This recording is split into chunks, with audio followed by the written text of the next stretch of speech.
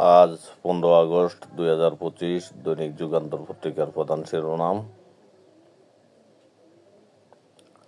শিল্প খাতে মন্দা কাটছে না, যন্ত্রপাতির এলসি ও আমদানি কমছে। কারাগার থেকে মুক্তি পেলেন শমী কায়সার।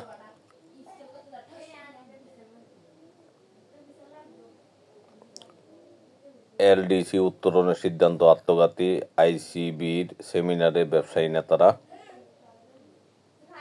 প্রধান উপদেষ্টার মালয়েশিয়া সফর ফলপ্রসূ, শফিকুল আলম।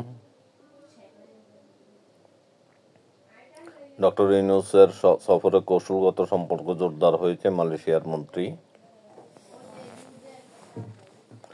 শিক্ষা সংস্কারের ছাত্র শিবিরের 30 দফা প্রস্তাবনায় যা আছে, জুলাই অভ্যুত্থানকে পাঠ্যসূচির অন্তর্ভুক্তকরণের দাবি। রিজার্ভ আরও বেড়েছে।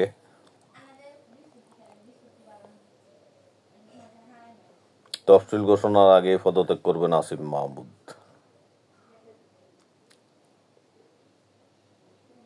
সরকারি কর্মকর্তা কর্মচারীদের ভাতা বাড়ল।